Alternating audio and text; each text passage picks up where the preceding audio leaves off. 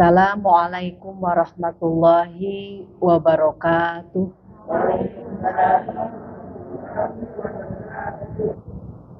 Innal hamdalillah nahmaduhu wa nasta'inuhu wa nastaghfiruh wa na'udzu billahi min syururi anfusina wa min sayyiati a'malina may yahdihillahu fala mudhillalah wa may yudlilhu fala tajida lahu waliyyan mursyida. Asyhadu an la ilaha illallah wahdahu la syarikalah wa asyhadu anna Muhammadan abduhu wa rasuluhu sallallahu alaihi wa ala alihi wa ashabihi wa man salaka sabilahu wa ihtada bihudahu wa sallama tasliman katsira. Usikum wa iyaya nafsi bittaqwallah faqad fazal muttaqun. A'udzu billahi minasyaitonir rajim. Qala Allahu ta'ala fil Qur'anil Karim wa huwa asdaqul qailin. Bismillahirrahmanirrahim. Ya ayyuhalladzina amanu taqullaha haqqa tuqatih wa la tamutunna illa wa antum muslimun. Puji dan syukur marilah kita sama-sama panjatkan kehadirat Ilahi Robbi yang telah memberikan kepada kita segala nikmat dan karunia-Nya, khususnya nikmat iman, nikmat Islam, nikmat kesehatan, sehingga kita sama-sama bisa dipertemukan kembali di majelis ini dalam keadaan sehat walafiat. Salawat serta salam semoga tercurah kepada baginda kita Nabi besar Muhammad Sallallahu Alaihi Wasallam yang telah mengajarkan kita, mendidik kita, sehingga kita memahami ajaran agama Allah sampai saat ini umatnya akhir zaman yang 14 abad jarak kita dengan baginda Rasulullah. Mudah-mudahan kita sampai akhir hayat dalam keadaan iman Islam dan diwafatkan dalam keadaan husnul khotimah. Amin ya Allah ya rabbal alamin. Ibu-ibu sehat sadayana? Alhamdulillah. Alhamdulillah ya Bu ya. Ada yang sakit? Ada yang sakit? Ada yang izin sakit? Ada sakit hati ada? Sakit itu luar biasa ya. Kalau dibilang sakit itu, kalau misalnya manusia tidak ada yang sakit, tidak mungkin tidak ada yang sakit. Pasti sakit. Rasulullah juga sakit. Rasulullah pernah kena sihir. Rasulullah pernah kena ain. Rasulullah pernah sakit, gitu ya. Ada orang yang tidak pernah sakit dalam hidupnya. Dia sehat selalu, Bu. Jadi kalau kita bilang, masa sih dia kan olahraga, rajin, tapi kok sakit? Kok aneh gitu. Atau misalnya, masa sih ustadzah sakit gitu. Misalnya gitu ya. Ada yang begitu. Atau misalnya, dia kan pola hidupnya sehat, tapi kenapa sakit? Semua orang pasti sakit gitu ya. Allah uji itu tidak selalu dalam keadaan senang gitu ya, sehat, tapi sakit juga merupakan ujian. Ada manusia yang tidak pernah sakit hidupnya, Bu. Sehat gitu, gagah gitu ya. Rasulullah aja sakit. Rasulullah pernah kena ain, makanya mengajarkan bismillahi masya Allah la quwata illa billah. Itu Nabi ajarkan karena Nabi pernah kena ain. Gitu. Ain itu bisa dari pujian ya, Bu. Atau ada yang tidak suka kepada kita gitu. Itu bisa jadi ain. Itu bikin sakit, Bu. Ada manusia yang selalu sehat, kuat, gagah, Bu. Selama hidupnya tidak pernah sakit. Siapa? Rasulullah sakit, Bu. Pernah gitu ya. Pernah kena sihir juga. Ada yang itu. Makanya Nabi mengajarkan kita untuk ruqyah. Karena Nabi mengalami. Gitu ya. Nabi mengajarkan doa ain karena Nabi pernah mengalami. Ini ada manusia, Ibu, yang hidupnya selalu sehat seumur hidupnya. Gagah. Siapa tuh, Bu? Ya? Nah, itu, Bu. Fir'aun itu sepanjang hidupnya selalu sehat. Sehingga dia menganggap bahwa dirinya hebat, kuat, gitu ya. Dia menjadi manusia yang merasa sempurna, gitu. Makanya dia menjadikan dirinya sebagai Tuhan. Karena nggak pernah sakit, nggak pernah kekurangan, rakyatnya sejahtera, Bu. Sama si Fir'aun itu, gitu ya. Pada saat itu rakyatnya makmur, gitu ya, tidak ada kemiskinan. Nah, itulah zamannya Fir'aun. Nah, dengan ujian sakit itu adalah saya merasakan bahwa kemarin tuh kan saya lumayan lama tubuh sakit. Sudah 2 minggu di rumah, bukannya semakin sehat, malah semakin ngedrop gitu, Bu. Akhirnya dibawa ke rumah sakit karena lemas. Akhirnya ambulan, Bu. Saya seumur hidup baru pakai ambulan. 10 menit nyampe PMI, Bu. Saking cepatnya itu. Karena udah kondisi lemah gitu ya, Bu. Tidak berdaya. Sakit itu saya merasa, oh ini ya, ada yang salah dengan diri kita. Gitu ya, Bu. Berarti kita harus sinyal-sinyal tubuh kita ini mulai protes gitu. Itu sakit, Bu. Karena saya kan bolak-balik tuh ke Jejeru, kemana-mana tuh sampai nggak ada capeknya gitu ya. Hari Senin itu saya masih sehat, bugar, nggak ada gejala sakit gitu, Bu. Hari Selasa pagi saya mesti bangun biasa seperti biasa, itu jam 10 tiba-tiba badan nggak enak ya, Bu. Paling nggak lama gitu, paling nggak lama tuh langsung gitu aja, Bu. Nggak dirasa, tahu-taunya brok gitu, Bu. Disitulah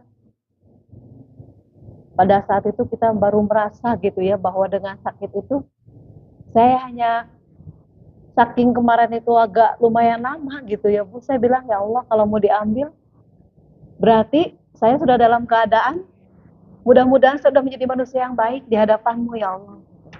Kalau saya mau diambil gitu ya, Bu ya. Saya nggak bilang anak saya masih pada kecil gitu ya. Gimana? Enggak, saya kalau memang saatnya saya dipanggil berarti saya sudah menjadi manusia yang baik di hadapan-Mu, ambil aja gitu saya gitu. Berarti kan saya udah minimal bukan orang yang tidak berguna lah gitu ya, Bu ya. Ada termasuk orang baik gitu. Tapi kalau seandainya Engkau kasih kesempatan saya hidup, saya mau mengerjakan banyak PR-PR dalam hidup saya yang belum selesai gitu. Saya cuma begitu aja, Bu. Karena kondisinya naik turun, sepet tiba-tiba sesak, pakai oksigen, pokoknya itu lumayan luar biasa gitu, Bu. Di PMI itu saya hari ke-5 pulang itu memang sebenarnya belum boleh pulang gitu ya. Tapi karena ya sudahlah, pengen pulang aja gitu, pengen istirahat di rumah tuh lebih nyaman karena nggak bisa tidur selama di rumah sakit, Bu. Malah jadi pusing gitu kepala, nggak bisa tidur semalam. Tapi nyampe rumah udah ketemu kasurnya. Situ ya, Bu ya, itu nikmatnya sehat itu luar biasa. Tetapi sakit itu mengajarkan kita apa, Bu? Sakit itu mengajarkan luar biasa banyak. Dengan sakit itu kita pasti tidak pernah berhenti berdoa kan, Bu? Ya, berdoa terus. Saya sepanjang hari itu selama gak bisa tidur tuh saya zikir gitu. Kapan lagi bisa zikir sebanyak itu? Biasanya kan kita enggak. Itu hikmah ya, Bu ya. Hikmah dari sakit. Jadi jangan dianggap sakit itu sesuatu yang menyakitkan. Justru kesempatan kita dekat dengan Allah. Gitu ya. Apalagi coba, Bu, kerjaannya kan nggak ada. Makan, tidur ya. Ya udah zikir aja sepanjang hari. Selama nggak bisa tidur, zikir. Apa aja dibaca. Itu ya. Itu kapan lagi?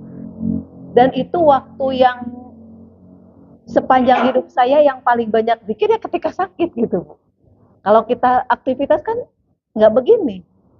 Gitu ya, nggak sering zikir gitu. Ada waktu-waktunya pagi, paling sore, paling pada sholat gitu ya, Bu. Tapi kalau sakit kan nggak ada kerjaan lagi. Zikir apa lagi. Dan itu merasa nikmat. Saya merasa nikmat gitu, Bu. Ada orang yang bilang, ibu ini ya gini, kalau tipes begini. Saya nggak takut gitu, Bu. Udah, biarin aja. Saya cuma bilang, wahai tubuhku, maafkan saya. Maafkan gitu, wahai lambungku, wahai ususku, gitu, wahai kakiku. Sekarang waktunya istirahat ya, gitu. Saya bilang ngobrol aja, Bu, dengan diri kita sendiri. Sekarang waktunya kita istirahat, yuk, gitu, sama-sama. Nanti suatu saat nanti Allah kasih kita sehat lagi, ayo kita beraktivitas. Saya tuh kayak pasukan gitu Bu, kaki ditanya satu-satu. Saya menzolimi, saya berbuat salah gitu ya. Nah inilah para sahabat tuh ada yang seorang ulama tuh nengok orang yang sakit Bu, sahabat Nabi itu sakit sampai badannya itu kurus gitu, tinggal tulang. Didoakanlah kalau nggak salah oleh Ibnu Mas'ud kalau tidak salah ya Bu ya. Dia mendoakan orang itu sambil nangis, sambil ya Allah angkat penyakitnya. Kasihan saya melihat teman saya ini menderita gitu Bu. Itu yang tadinya temennya yang sakit itu mengaminkan, tiba-tiba dia jadi marah Bu. Menderita sembuhkanlah gitu. Dia langsung diam. Dan selesai berdoa, dia yang sakit itu mengatakan gini, kenapa kamu bilang saya menderita? Kenapa kamu bilang saya tersiksa? Kenapa kamu sangat kasihan kepada saya? Justru dengan sakit ini, saya bisa melihat malaikat tiap hari turun naik melihat saya. Kata dia turun naik, jadi malaikat turun, malaikat maut tuh tiap hari dia bilang. Melihat itu, oh belum waktunya. Maka ketika malaikat maut mengatakan belum waktunya, maka disitulah saya memperbanyak zikir, memperbanyak mohon ampun kepada Allah. Kalau saya sembuh, saya tidak akan pernah melihat kesempatan bertemu dengan malaikat maut gitu. Kata sahabat Rasulullah begitu Bu. Malah doakan sehat, melihat menderita, kasihan melihatnya, menangis, itu malah dia marah gitu. Justru saya ini adalah orang yang bahagia katanya, karena bisa melihat malaikat tiap hari naik turun. Gitu ya Bu. Jadi semua ada hikmahnya. Yaitu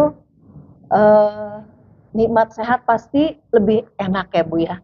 Tapi sakit juga sebenarnya ada hikmah di balik itu, ada nikmat di balik itu kalau kita ikhlas. Karena ikhlas kuncinya adalah nilai kita, segala sesuatu yang kita lakukan menjadi punya nilai. Dengan ikhlas itu Ibu. Ibu tahu nggak berapa nilai sholat kita? Hah? Nggak tahu. Nilainya 0 Bu. Puasa nilainya berapa? 0 juga. Zakat 0. Haji 0. Apa yang kita lakukan ibadah itu semua nilainya 0. Nolnya ada 5, tetap 0 nggak Bu? Nolnya 6? Nolnya 9? Nolnya 12?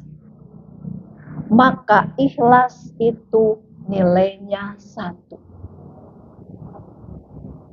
Maka ikhlas nilainya 1. Sekarang nolnya 5 ditambah 1 jadi berapa? Nolnya 5 ada 5 berapa Bu? 1 di depannya, ada 05 di belakangnya. Berapa? 100.000. Kalau 1 nolnya 6? 1 nolnya 9? 1 nolnya 12? 1 triliun. Kalau tidak ada 1, itu tidak ada nilainya Bu. Semuanya 0. Mau jumlahnya 9 nolnya, mau 12 tetap 0. Tetapi dia akan punya nilai maknanya ya 0 itu kalau ada angka 1. Nah angka 1 itu adalah ikhlas. Maka ibadah kalau tidak ada ikhlas ada nilainya tidak? Tidak ada. Maka semua yang Allah berikan kepada kita ya Bu ya, baik itu ibadah yang kita lakukan atau apapun ujian yang Allah berikan kepada kita, maka terimalah dengan ikhlas kuncinya. Karena ikhlas menjadikan ibadah kita memiliki nilai. Itu Bu. Itu yang harus kita ketahui.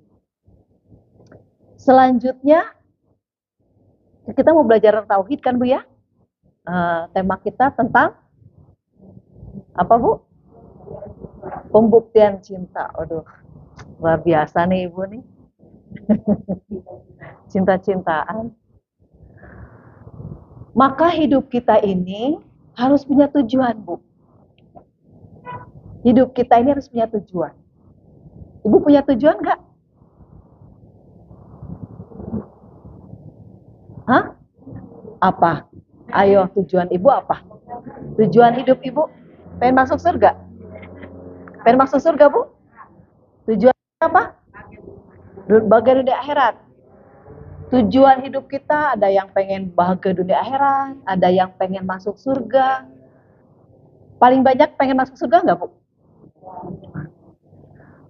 Ibu kenapa pengen masuk surga? Dalam rangka apa Ibu masuk surga? Pengen apa Ibu masuk? Kalau Ibu masuk surga pengen apa? Saya tanya. Oh, pengen enak. Oh, biar nggak disiksa. Oh, pengen nggak mau disiksa api neraka. Pengen yang kita bayangkan langsung celing ada gitu-gitu ya Bu? Hah? Katanya kan gitu ya, nggak usah kerja, katanya pengen apa langsung ada. Benar Ibu pengen masuk surga? Hah? Pengen nikmat. Sekarang saya tanya, Ibu mau ke rumah saya? Kata ibu-ibu jamaah nih semua, Bu Ratu, kita mau ke rumah Ibu semuanya. Oh ya, kata saya, nanti tanggal janjian Ibu, tanggal 20 misalnya.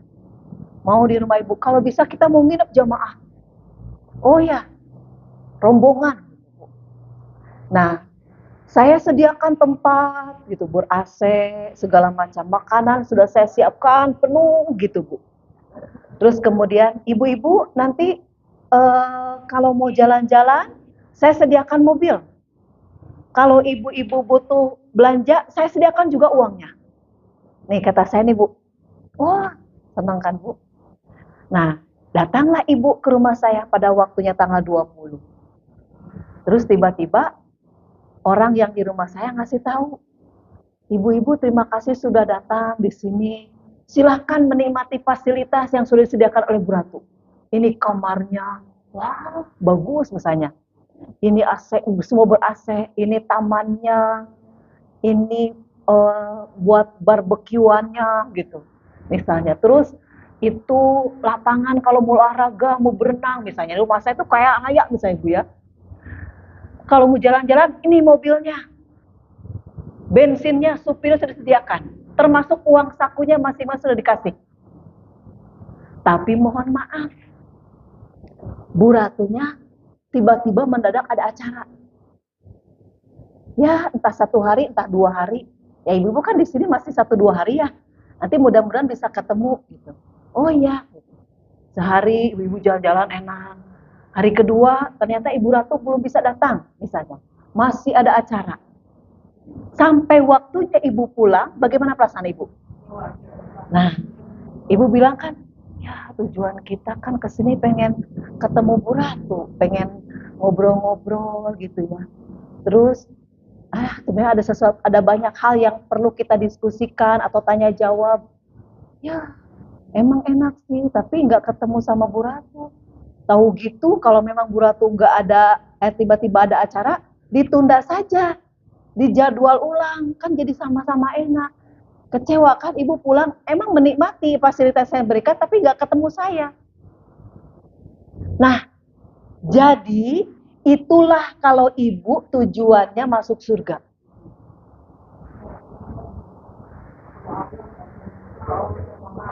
Jadi kita masuk surga pengen apa Bu?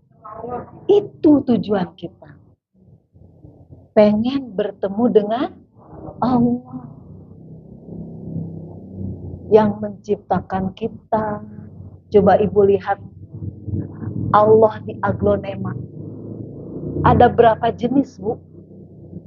Allah ciptakan aglonema. Ya, saya punya 3, mati 2 aja sedih Bu. Padahal katanya aglonema itu ada berapa jenis? Banyak kan Bu? Atau di keladi saja. Pohon keladi, ada Allah di keladi. Ibu bisa membayangkan itu Allah begitu luar biasanya. Di sini ada nggak adik kakak Ibu? Ada nggak di sini? Ada yang mirip nggak wajahnya? Ada? Nggak ada ya Bu? Berarti ini luar biasa ini Allah Bu. Menciptakan manusia yang sama. Semua punya karakternya sendiri-sendiri. Sehingga kita tidak keliru. Nggak ada Ibu. Ibu, nggak ada yang sama wajahnya. Ini Allah luar biasa menciptakan kita. Anak-anak kita nih Bu, dari ibu bapak yang sama. Ada yang sama nggak wajahnya? Meskipun mirip ya Bu ya, tapi tetap aja ada perbedaannya. Anak kita kembar pun tidak ada yang sama. Itulah maha penciptanya Allah seperti itu. Ibu lihat di kupu-kupu, ada Allah di kupu-kupu. Berapa jenis kupu-kupu, Bu? Banyak, nggak terhitung. Jambu, ada Allah di jambu. Ada yang sama jambu, Bu? Jambu air jenisnya banyak nggak? Banyak. Jambu batu? Banyak. Ada Allah di situ, Ibu. Tanah juga punya lapisan, tanah merah, tanah ini, tanah itu kan, Bu. Jadi tujuan hidup kita itu bukan surga sebenarnya. Surga mah itu apa? Bonus. Berarti kalau kita mau masuk surga, berarti tujuannya berjumpa dengan Jadi bukan surga lagi. Robiah Adawiyah membuat syair, dia mengatakan, seandainya aku ibadah karena ingin mengharapkan surga dan takut dengan neraka, hilangkan saja itu surga dan neraka di hadapanku. Tidak usah ada surga neraka. Jadi nggak mau ada embel-embel ibadah itu karena pengen dapat apa, Ibu? Nah, Robiah Adawiyah itu pernah mengatakan, jauhkan surga neraka itu kalau dalam hati saya tujuannya ibadah karena ingin mendapatkan sesuatu. Nah, kalau kita ingin mendapatkan sesuatu berarti ya kayak begitu, Bu. Allah kasih nanti fasilitasnya, surga itu. Dan surga itu dengan segala isinya, dengan segala kenyamannya itu adalah ibaratnya mengisi waktu untuk kita terlena dengan nikmatnya surga, karena berjumpa dengan Allah tidak bisa setiap waktu itu Allah ada. Kepada penghuni surga pun ada waktunya untuk berjumpa dengan Allah. Jadi supaya penghuni surga itu rindunya itu dengan Allah itu supaya tidak kesal gitu ya, bertemu dengan Allah kapan lagi nih gitu. Makanya dikasih kesenangan-kesenangan itu berupa surga. Seperti itulah perumpamaannya. Tapi kalau kita seperti apa jelasnya surga, itu kan wallahu alam, Bu ya. Ini hanya gambaran bagi kita. Maka ibadah itu jangan ada embel-embelnya. Kan ada yang ini, Bu. Saya bersolawat 1000 kali, tujuannya untuk apa? Ada nggak, Bu? Amalan-amalan yang dikasih tujuannya untuk anu. Pernah dengar nggak, Bu? Nah, ada. Ya, katanya solawat 1000 kali untuk dapat mobil misalnya. Nah, kan, Bu? Kalau ada mobil bagus katanya apa, Bu, istilahnya? Solawatin aja dulu gitu kan. Ada mobil bagus, bahasanya apa? Solawatin aja dulu. Nah, iya gitu, Bu ya. Salawatin. Berarti ibadah kita masih timbal balik, masih pengen mendapatkan sesuatu. Makanya satunya itu adalah ikhlas. Sudah saja Ibu lakukan aja ibadah. Duha, jangan pengen mengharapkan dapat rezeki yang banyak, duha gitu ya. Giran gak dapat rezeki, Ibu bilang apa? Saya duha 12 rakaat tiap hari. Nih, kayak kiu-kiu aja gitu ya, Bu. Kok cuman begini-begini aja hidup saya gitu kan. Nanti menyalahkan apanya? Menyalahkan ibadahnya. Nanti yang disalahkan siapa? Allah. Allah dulu. Sakit. Coba sakit. Biasanya sakit apa? Allah yang ngasih saya sakit. Bukan Allah. Siapa? Sendiri, gara-gara kita. Coba. Ya. Nah itulah, maka lakukanlah apapun ibadah kita harus punya nilai ikhlas. Ibu rumah tangga ikhlas nggak? Ibu bahagia nggak dengan suami? Benar. Kalau dikasih kesempatan ganti, mau ganti nggak? Nah itulah ikhlas, Bu. Ikhlas itu terima, menerima gitu ya, Bu. Menerima sesuatu tanpa pamrih. Pembantu dibayar nggak, Bu? Kita istri dibayar nggak? Ya, tapi ibu ikhlas nggak menjalaninya. Nah, ikhlas itu punya nilai. Jadi ibadah yang ibu lakukan bukan lagi karena siapa-siapa. Gak enak sama ini, malu sama ini, gitu, Bu, jangan. Jadi sudah saja ikhlas karena semua ibadah kita nilainya 0, maka keikhlasan 1. Maka jadi nilai, kumpulkanlah 0 itu sebanyak-banyaknya, Bu. 0 tuh banyakin, kumpulin sampai 12 gitu. Maka ketika ada ikhlas, maka jadi nilainya besar, 1 triliun gitu. Ya, Bu. Maka itulah kita salah satu dasar mengapa kita harus mengenal Allah lebih dekat. Nah, tema kita tentang pembuktian cinta. Karena tujuan kita akhirat, maka surat Al-Qasas ayat 77 mengatakan, Al-Qasas ya, Bu. Surat Qasas ayat 77. Bismillahirrahmanirrahim. Wabtaghi fima ataqallahu darul akhirah wala tansa nasibaka minad dunya wa ahsin kama ahsanallahu ilaika wala tabghil fasadu fil ard innallaha la yuhibbul mufsidin. Dan carilah, ya, berarti kan harus ibadah nih, Bu. Ngumpulin 0 nih, Bu, ya. Dan carilah pahala untuk negeri akhirat dengan apa yang telah dianugerahkan Allah kepadamu. Tetapi janganlah kamu melupakan bagian di dunia dan berbuat baiklah kepada orang lain sebagaimana Allah telah berbuat baik kepadamu. Dan janganlah kamu berbuat kerusakan di muka bumi, sesungguhnya Allah tidak menyukai orang-orang yang berbuat kerusakan. Nih, tujuan hidup kita nih, Bu. Kata Allah apa? Cari itu pahala negeri akhirat. Kumpulkan sebanyak-banyaknya dengan yang Allah karuniakan kepadamu, tapi kamu jangan melupakan bagian dunia.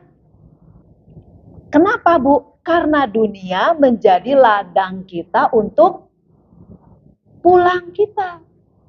Jadi, Bu, dunia itu jadikan sebagai ladang amal kita.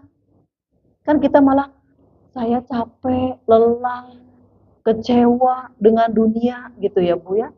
Karena memang dunia itu seperti itu sifatnya. Tidak mengenakan gitu, Bu. Jadi jangan mau berkekal-kekal di dunia. Jangan pengen panjang umur sampai 100 tahun. Coba kalau Allah kasih 100 tahun, ada yang gagah, sehat? Nggak ada. Yang ada ngapain? Ingin repotin. Maka kita ingin jadikan dunia itu sebagai ladang. Ladang amal kita. Kata Allah, jangan melupakan dunia itu.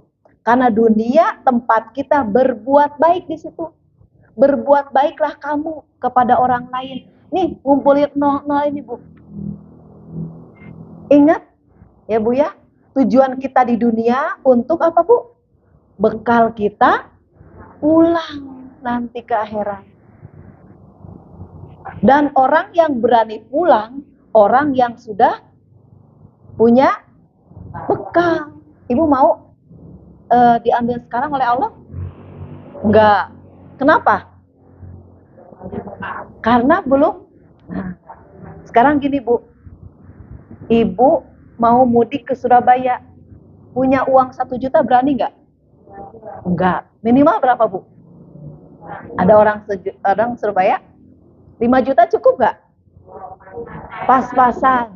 Nah, berarti nggak, masih deg-degan lah ya. Berapa tuh lah? 10. 10 kan? Wah, 10 berani nih mudik nih. Nanti beli oleh-oleh gitu ya, Bu, ya. Kalau di sana pengen jalan-jalan pasti ada uangnya. Cukup lah gitu. 10 juta gitu pulang. Nah, begitulah dunia itu, Bu. Tempat mengumpulkan buat kita pulang. Nah, yang nggak berani pulang, yang nggak punya bekal. Yang nggak punya bekal nggak berani. Nah, jadi dunia itu jangan terlena. Di dunia itu jangan terlena, Ibu. Jangan membuat kita terlena. Ini rumah bagus Ibu, itu rumah sementara Ibu. Nanti bisa jadi milik siapa, gitu ya Bu. Pemiliknya sudah tidak ada, coba lihat villa-villa kalau saya tuh ke daerah Puncak Bu. Banyak villa-villa yang kosong, yang serem, pada luas-luas gitu Bu.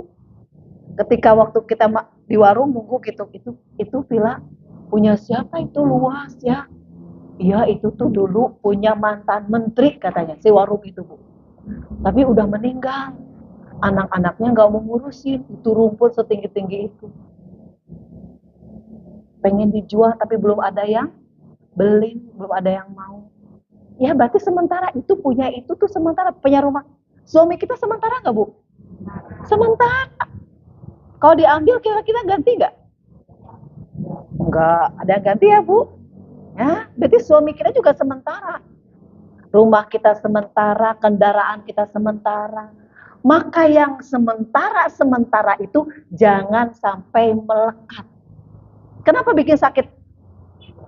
Suami meninggal bikin sakit. Anak meninggal bikin sakit. Mobil hilang bikin sakit. Handphone hilang bikin sakit. Kenapa Bu? Karena merasa memiliki, melekat dalam hati. Itu punya saya, diambil. Saya usaha ngumpulin uang banyak, ditipu. Pernah Ibu ngalamin kayak gitu? Sakit hati nggak? Sakit Bu? Sakit, kecewa, marah. Karena Ibu melekat. Di dunia itu nanti akan begitu Bu. Diambil oleh Allah kayak begitu, dibikin sakit kita oleh Allah. Supaya tujuannya apa Bu? Supaya tidak ada kita kemelekatan dengan dunia. Jadi Allah, kalau kita merasa gagah nih, hebat nih, gagah perkasa, nanti Allah akan uji kita dengan direncana nih udah apa? Udah bagus. Tiba-tiba gagal. Siapa yang menggagalkan? Allah.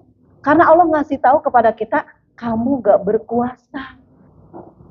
Harusnya rencana kamu itu apa? Serahkan kepada jadi hidup kita itu kayak tamu. Saya udah kasih tahu kan Bu, Allah itu mengundang kita ke dunia. Itu udah pasti kita ini menjadi tamu. Kalau tamu itu akan diapain Bu oleh tuan rumah? Diusir. Coba saya ke rumah Ibu langsung diusir. Diapain? Bu Ratu mau ke rumah Ibu. Ibu mau ngapain? Oh, kamu nginep ya Bu. Pasti di chat kamarnya. Saya mau nginep. Wah, disiapin nanti Bu Ratu mau datang. Ya kamu disuguhin.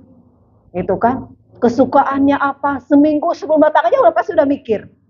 Kan pasti ya Bu? Nanti kalau ada Bu Ratu bantuin atau saya udah bingung gimana. Pasti gitu Bu. Begitupun Allah kepada manusia. Akan mempersiapkan segala sesuatunya.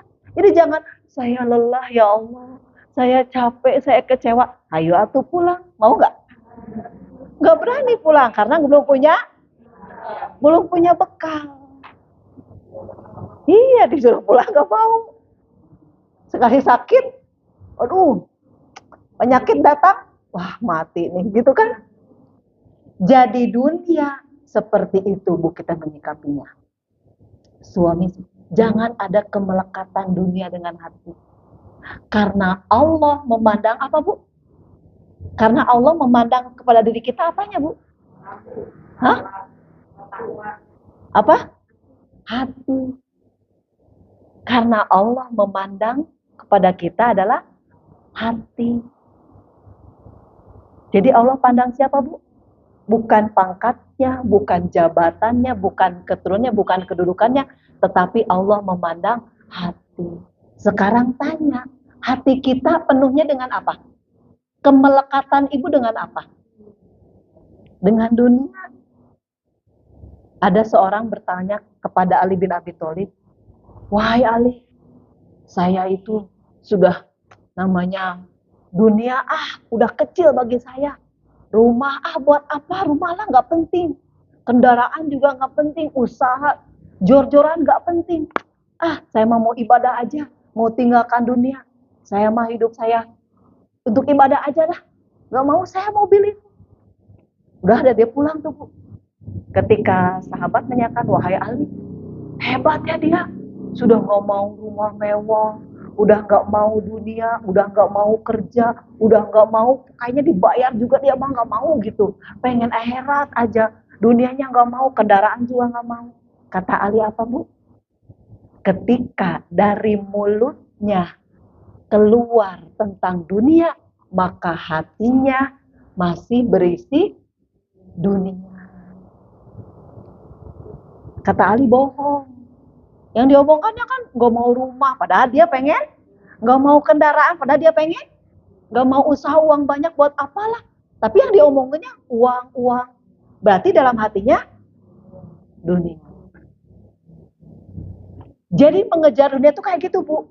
Mengejar dunia itu lelah, capek, kecewa. Seperti itu, Bu. Tidak akan ada ujungnya. Ibu punya mobil satu, nikmat banget ya, Bu. Alhamdulillah, bersyukur. Punya ibu uang 10 miliar. Apa ibu teh? Cukup satu juga mobil, ini mah 10 miliar mau saya sumbangin aja. Mau begitu nggak? Rumah kita yang di Bumi Pertiwi merasa kecil kalau punya uang 10 miliar. Aduh, iya uang 10 miliar. Nggak cocok rumah di Bumi Pertiwi. Harus pindah kemana? Harus pindah ke real estate yang rumahnya 1M. Masih sanggup lah, atau Sumerekon. Kan begitu, Bu. Yang cari garasinya jangan yang satu, tapi yang masuk 4 mobil. Kan begitu, Bu. Itulah dunia. Ketika Allah berikan, tidak akan ada puasnya. Seperti itu. Padahal kepemilikan itu cuma sementara. Maka jangan ada melekat. Maka Allah pandang itu kolbu. Sekarang kita tanya, kolbu kita isinya apa? Hati kita isinya apa? Isinya iri, ada? Ada. Dengki, dendam, marah, kecewa, menyalahkan orang lain, tidak puas. Terus gimana pengen masuk surga? Sedangkan yang pandang Allah adalah hati kita. Pengen, Bu, kalau artis punya tas harga 500 juta itu, mau Ibu? Enggak, karena Ibu nggak punya uang 10 miliar. Coba Ibu punya uang 10 miliar. Pengen pasti, Bu. Pengen. Makanya hidup kita itu cukup satu.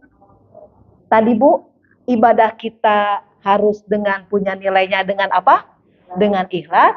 Maka hidup kita supaya kita nikmat, supaya tenang, cukup satu. Yaitu apa?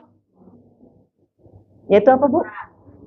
Ikhlas mah tadi untuk ibadah. Semua ibadah nilai ikhlas. Terus yang kita lakukan dalam hidup kita apa, Bu?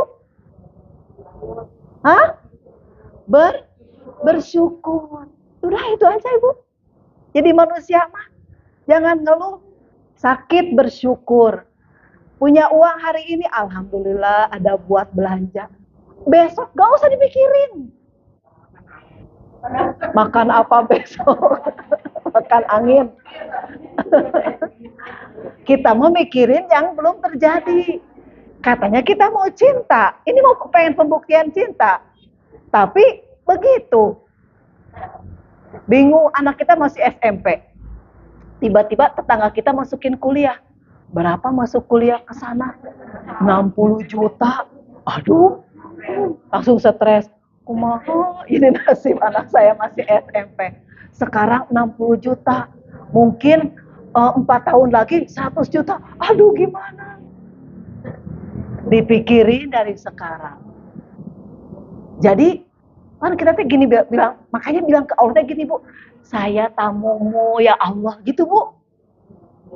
Kan kita nih ya, saya bersyukur, alhamdulillah hari ini ada buat makan. Masih ada, tiba-tiba token titit, bisa beli meskipun 50.000, alhamdulillah. Besok gak usah dipikirin.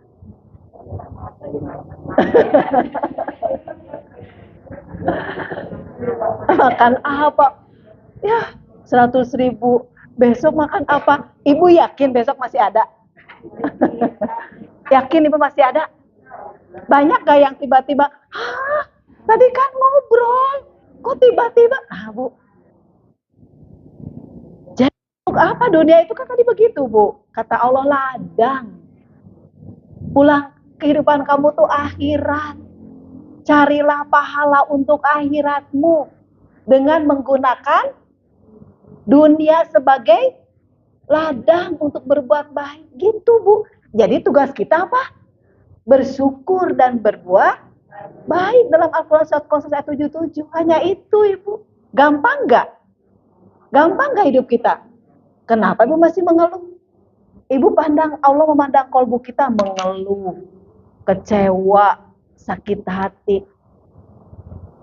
Sedangkan surga itu bagi tempatnya orang-orang yang memiliki kolbun salim. Hati yang selamat, hati yang bersih. Dalam Al-Quran juga, ya ayat Tuhan nafsul mutmainnah irji'i ila rabbiki radiyatan mardiyah fadkhuli fi ibadi wadkhuli jannati.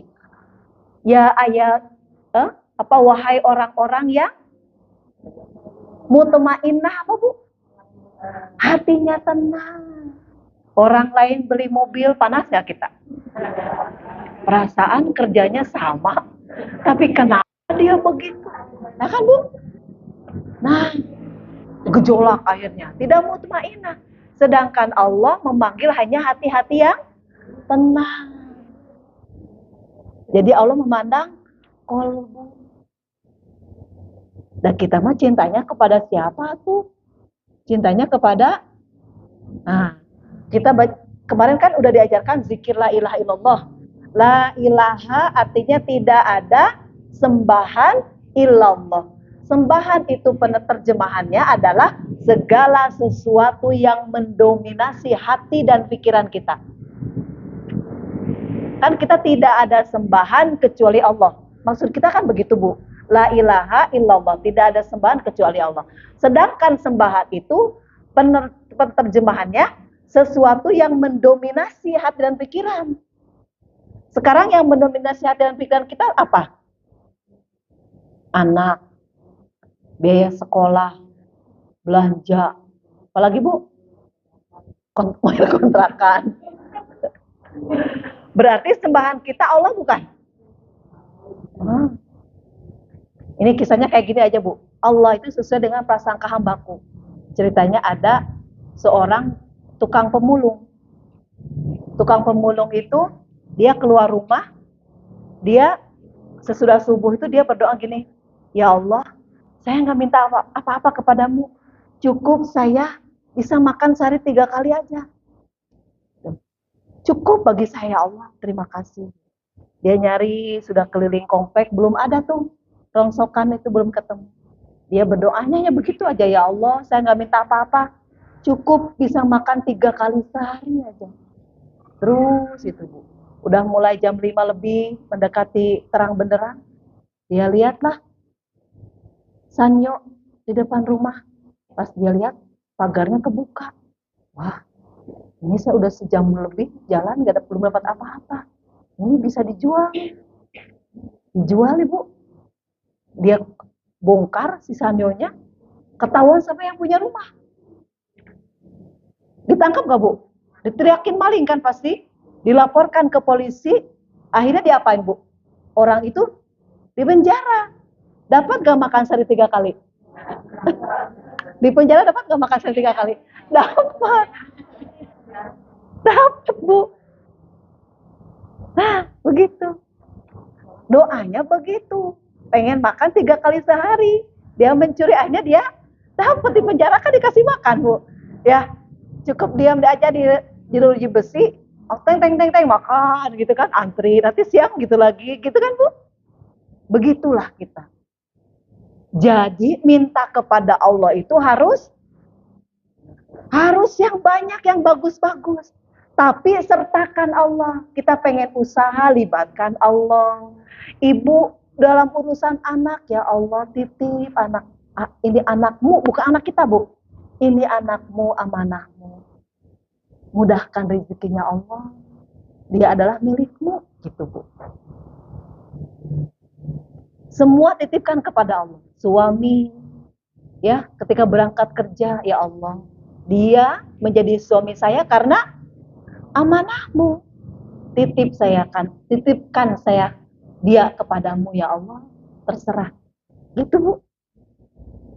Rumah, gitu ya, Bu, kontrakan. Ya Allah, alhamdulillah saya masih ngontrak.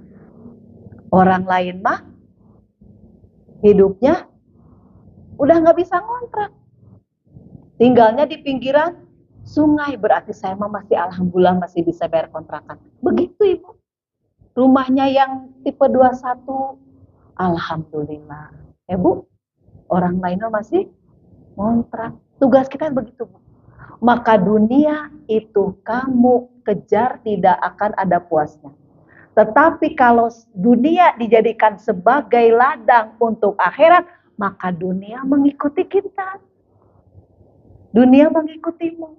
Kalau kita mencari akhirat, dunia itu akan ikut, Bu. Kalau kita mengejar dunia, akhiratnya ketinggalan. Terlupakan, ngejar dunia, target, dan lain sebagainya. Akhiratnya ketinggalan. Tapi kalau kita mengejar akhirat, tujuannya kita Allah, maka dunia mengikuti. Yakin gak, Ibu? Ini baru pembukaan, Ibu, belum bukti cinta. Makanya ini dulu Ibu bisa nggak? Sebelum dibuktikan, seperti ini dulu Ibu bisa nggak? Berarti sudah ya, Bu? Sudah semua pasrahkan kita kepada Allah. Dunia sebagai apa, Bu? Ladang amal kita berbuat baik. Tujuan kita apa? Tujuan kita akhirat. Masuk surga, berjumpa dengan itu. Lalu sekarang kita masuk baru, Bu. Kalau kita sudah seperti itu, maka ini ada sebuah kisah, Ibu. Sebuah kisah ada seorang Arab pedalaman, Bu. Arab orang kampung gitu, Bu. Orang Baduy. Datang kepada Rasulullah. Dia datang ke kota Madinah. Tidak ada seorang yang mengenalnya. Dia ikut sholat aja gitu ya, Bu. Tidak ada yang mengenalnya. Bukan juga sahabat dekat Nabi. Kemudian dia bertanya. Ini orang Baduy itu kayak orang kampung gitu ya, Bu ya, nggak berpendidikan gitu. Dia bertanya, wahai Rasulullah, kapan sih terjadinya kiamat? Kata Nabi, memang apa saja yang kau sudah persiapkan untuk menyambut datangnya kiamat itu? Malah Nabi bertanya, Bu, ketika seorang Baduy itu nanya, wahai Rasulullah, kapan kiamat itu? Gitu. Kata Nabi, emang apa saja yang kamu sudah persiapkan untuk menyambut hari kiamat itu? Balik bertanya Rasulullah, maka si orang Baduy mikir, apa ya gitu. Ya kayak kita aja, Bu. Nggak tahu kan? Apa ya gitu. Si orang Baduy itu berkata, saya tidak mempersiapkan apa-apa. Saya tidak punya amal yang banyak. Tetapi saya mencintai Allah dan Rasulnya. Saya cinta kepada Allah dan Rasulnya. Cukup itu saja. Gitu. Saya jalan dari kampung saya Baduy ke sini ke Madinah hanya untuk bertemu dengan Rasulullah. Saya cinta. Terus kemudian kata Rasulullah apa? Sambil tersenyum Nabi bersabda, engkau nanti di akhirat akan bersama dengan orang yang kau cintai. Anta ma'aman ahbabta. Nanti engkau di akhirat akan beserta dengan orang yang kau cintai. Si orang Baduy itu girang banget gitu. Berarti saya akan, karena dia cintanya kepada Allah dan Rasulnya, berarti dia akan bertemu dengan Allah dan Rasulnya. Seneng banget. Udah gak banyak nanya, pulang aja si orang Baduy itu. Setelah pulang, sahabat ngumpul gitu di hadapan Rasulullah. Dia bertanya, wahai Rasulullah, mohon maaf katanya. Apakah ucapanmu itu hanya untuk orang itu saja, untuk menyenangkan orang itu? Dia kan orang nggak punya amal katanya. Dia pengen mempersiapkan negeri akhirat, hanya mencintai Allah dan Rasulnya. Apakah untuk menyenangkan orang itu? Kata Rasulullah apa? Tidak. Tetapi ucapanku itu berlaku pula untuk kalian dan orang-orang sesudah kalian. Berarti kita, Bu. Itu sudah janji Rasulullah. Maka pada saat itu ketika Rasul mengatakan tidak hanya untuk membahagiakan orang Badui itu, tapi untuk kalian juga, para sahabat-sahabatku. Dan nanti orang-orang setelah kalian, meskipun tidak ada aku, gitu kata Rasulullah. Seketika itu pula, sahabat Rasulullah langsung berbahagia gitu. Berbahagia dan dia merasakan ini adalah hari terbahagia kami gitu. Karena para sahabat itu sangat mencintai Allah dan Rasulnya, sama seperti orang Badui itu gitu. Maka kebahagiaan menyeluputi orang Muslim. Dan ketika juga Anas bin Malik berkata, aku belum pernah melihat kaum muslimin begitu berbahagia setelah masuk Islam, karena sesuatu pun seperti bahagianya mereka ketika mendengar sabda Nabi tersebut. Itu. Jadi bahagia sekali ketika Nabi mengatakan cukup cintai Allah dan Rasulnya. Nah, berarti dengan cinta itu, balasan bagi kita umat Nabi Muhammad itu sangat besar, Bu. Kalau kita mencintai Allah dan Rasulnya, maka balasan bagi kita sangat besar. Orang Baduy itu bukan siapa-siapa, ibadahnya juga biasa-biasa saja, namun ia mendapatkan balasan yang tidak tanggung-tanggung dari Rasulullah, bahwa kamu akan hidup nanti bersama dengan yang kau cintai gitu. Itu sudah kata Rasulullah, anta ma'aman ahbabta, akan berserta dengan orang yang kau cintai. Nah, karena itu Rasulullah sendiri menjanjikan kebersamaan orang Baduy itu dengan dirinya nanti di surga. Karena cintanya. Cinta sejati itu bukan hanya sifat, tetapi juga kata kerja.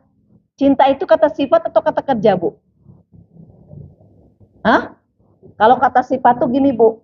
Kamu cantik, nanti aku akan belikan mobil. Nanti aku akan segera melamarmu. Nanti aku akan beri tiap bulan 10 juta.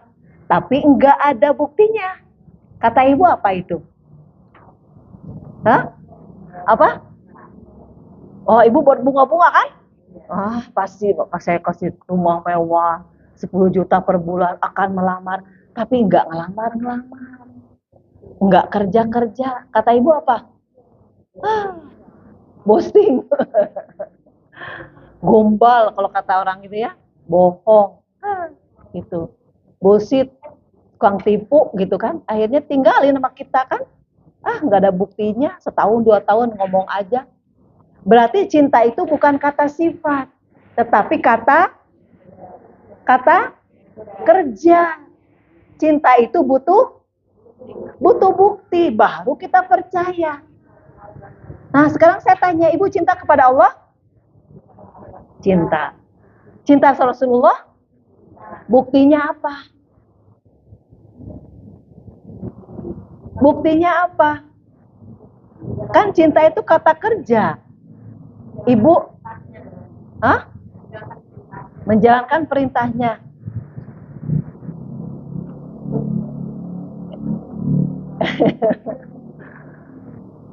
Ya, nah sekarang ini maulid nih, Bu.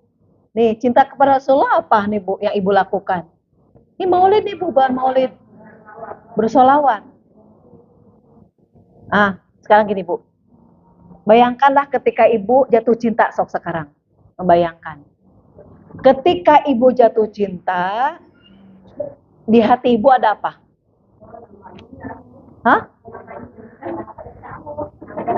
Sering disebut-sebut namanya. Terus apa? Setiap malam minggu apel. Ditunggu-tunggu nggak? Ditunggu-tunggu. Aduh, ada hari Jumat udah luluran. Ya Bu, siap jalan-jalan gitu kan, di bawah jalan. Terus pulanglah dia. Ibu di kamar. Mau tidur, ingat? Mau makan? Mau mandi? Terus ya Bu, terbayang-bayang gitu. Seperti itu ya. Terus kebayang-bayang. Itu cinta. Sekarang saya tanya, sudah begitu Ibu cinta sama Allah? Berarti kata Ibu bullshit. Kata Ibu boasting. Kata Ibu tadi gombal. Itulah kita. Bohong. Boasting. Nah, eta Bu. Buktinya Ibu kalau azan, Allahu Akbar, kata Ibu apa? Baru azan. Ya kan Bu? Azan. Terus komat. Kata Ibu apa? Baru komat. Tanggung beresin dulu. Ya. Terus lihat jam 1. Jam berapa ini ya? Baru jam 1. Kan kalau cinta mah ditunggu-tunggu Ibu, dibayang-bayang. Ibu jam 11 geus pakai mukena. Ya Bu, siap dipanggil. Begitu enggak kita? Qobliyah ditunggu-tunggu. Belum azan sudah wudu. Begitu? Berarti Ibu? Nah, tadi kata Ibu, ya. Jadi cinta itu bukan kata sifat, Bu. Kata kerja. Maka dari itu, kata Nabi, cinta itu hakikatnya ada dalam hati. Namun terlihat dalam kegiatan raga kita. Terbukti ya Bu. Coba Ibu kalau lagi pacaran, pasti senyum ya Bu ya. Gak menunjukkan lah negatif kita itu mengeluh. Cerita gak ngeluh. Tapi kita ke Allah apa? Ngeluh lagi. Coba kalau kita pacaran, bagus-bagus, indah-indah yang diceritakan. Betul tidak Bu? Mimpi-mimpi begitu. Kenapa Ibu nggak lakukan itu kepada Allah? Kenapa Ibu nggak lakukan itu, bermanja-manja dengan Allah? Cerita kita curhatnya di media sosial. Anakku sudah tidak bisa makan. Cerita uang suami cukup cuma 1 minggu. Ceritanya sama siapa? Sama manusia. Emang ada yang nolongin Bu? Tiba-tiba ngirim transfer ke Ibu 1 juta? Enggak Ibu. Jadi percuma Ibu cerita ke manusia. Percuma Ibu ngeluh kepada manusia. Percuma cerita kepada manusia. Enggak bakal ada yang nolongin. Malah Ibu banyak ngeluh ditinggalin.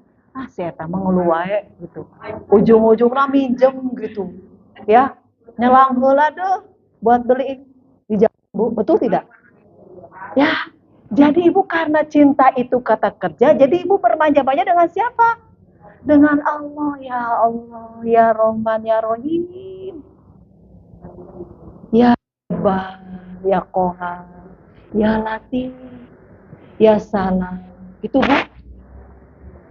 Disebut ribaca Ibu, nama-nama Allah kan ada artinya di bawah tuh Bu. Memberi keselamatan.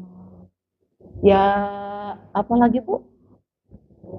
Ya Wasi, yang maha luas. Saya dalam keadaan sempit ya Allah. Gitu Bu. Jadi Ibu ceritanya sama Allah. Bermanja-manja dengan Allah. Dikasih ujian, jangan bilang, ya Allah kenapa saya diuji lagi? Ibu kalau pacaran kayak gitu, nanti calon istri saya ngeluh terus. Gak jadi kan gitu Bu.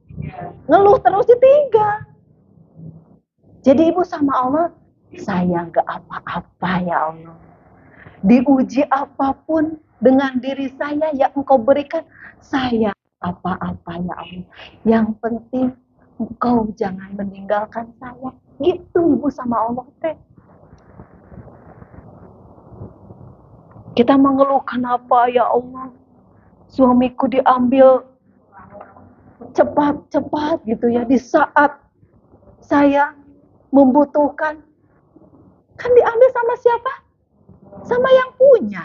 Kayak tukang parkir, biasa. Ya Bu, parkir, pas gian Mercy itu mau keluar, ini kursi punya saya. Enggak kan Bu, keluar parkir, gitu biasa aja, masuk lagi. Ya gitu hidup kita. Saya mau nggak bakal menikah seumur hidup, cukup cinta mati. Nggak usah begitu. Saya nggak apa-apa. Saya serahkan kepadamu karena engkau sudah menyiapkan yang terbaik untuk saya. Begitu aja Bu. Itu cinta baru. Kalau cintanya di mulut saja nggak ada pembuktian. Tadi kata ibu, bullshit. Apalagi? Boasting, gombal. Raja gombal, kan gitu Bu. Bohong. Allah juga begitu. Tapi Allah kan nggak menampakkan begitu. Tetap aja dikasihkan Bu. Tetap aja disayang kita sama Allah. Kita ceritain sama manusia, berharap pada manusia. Coba berharapnya sama Allah Bu, berharapnya sama Allah. Jadi cinta itu meskipun ada dalam hati, tapi terlihat dalam kegiatan ragawi, raga kita. Jadi ia akan punya wujud dalam bentuk dohir kita. Ya, kalau kita cinta pasti apa Bu? Tanpa pamrih, ya Bu, melayani, begitu kan? Seperti itu. Kayak kita cinta kepada anak kita, bagaimana kita lakukan? Mau dia ngeselin, tetap aja si Raja, si Menak itu kan, ya tetap kita doakan, itu cinta Ibu. Nah begitupun kita kepada Allah, maka pembuktian cinta itu harus ada kepada Allah itu. Ada 4 pembuktian cinta itu Bu. Ada 4 pembuktian cinta. Yang pertama, al-ihtimamu, yaitu perhatian. Perhatian kan Bu? Kesukaan suami kita tahu. Waktu jadi pacar juga udah tahu kan Bu? Ya, perhatian. Kepada Allah pun kita harus punya perhatian. Bagaimana caranya? Cinta itu harus dibuktikan dengan adanya perhatian kepada yang kita cintai. Ketika kita mencintai seseorang, ia pasti akan memperhatikan kesulitan yang dihadapinya, akan berusaha meringankan bebannya. Begitu pula ketika kita mencintai Allah, maka kita akan memberikan penuh perhatian kepada Allah. Dengan cara apa? Dengan cara menjalankan ajaran-ajarannya yang disampaikan melalui Rasulullah SAW kepada umatnya. Maka perhatian kita, bukti kita kepada Allah perhatian, kita akan apa Bu? Penuh perhatian kepada ajaran-ajarannya, kepada agama yang dibawa oleh baginda Rasulullah kepada umatnya. Bu, Ibu sudah belajar sholat itu yang diterima sholat apa? Sholat apa yang diterima itu Bu? Sholat yang seperti apa? Sholat yang khusyuk. Sekarang saya tanya, Ibu sholat khusyuk? Hah? Susah. Buktinya dompet hilang kalau sholat? Ingat. Belum masak? Di kulkas tahu ada apa? Ingat. Ya Bu. Berarti Ibu harus belajar ilmu khusyuk. Ini ajaran Allah Bu. Cari belajar ilmu khusyuk. Bagaimana caranya? Khusyuk itu dalam Al-Quran, alladzina yadhunnuna annahum mulaqu rabbihim.